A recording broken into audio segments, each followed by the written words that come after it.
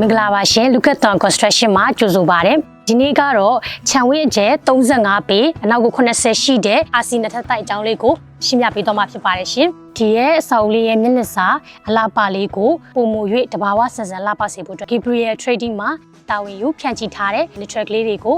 သုံးပေးထားတာဖြစ်ပါတယ်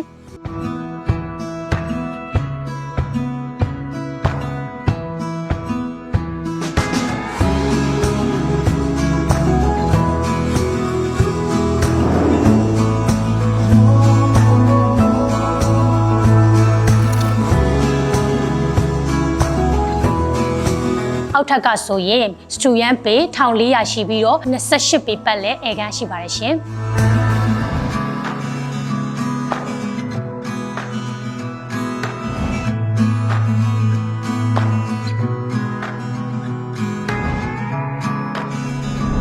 ပထမထပ်မှာဆိုရင်အိတ်ခန်း၄ခန်းနဲ့အင်တာခန်းတစ်ခုရေချိုးခန်းတစ်ခုပါဝင်မှာဖြစ်ပါတယ်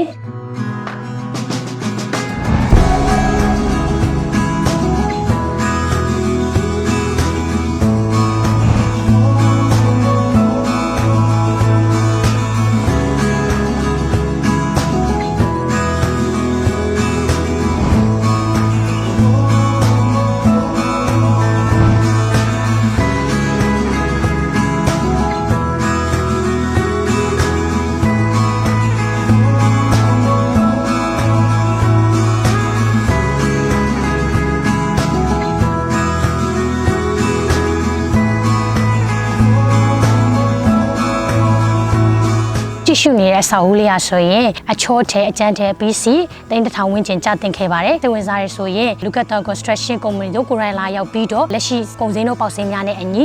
ဝင်ရောက်ဆွေးနွေးလို့ရပါတယ်။ယခုဆောက်လုပ်နေဆဲဖြစ်စေဆောက်လုပ်ပြီးစီတဲ့အဆောက်အဦများကိုလေ့လာဖို့အတွက် Facebook page နဲ့ YouTube channel တွေမှာဝင်ရောက်ကြည့်ရှုနိုင်ပါတယ်ရှင်။အားလုံးကိုကျေးဇူးတင်ပါတယ်။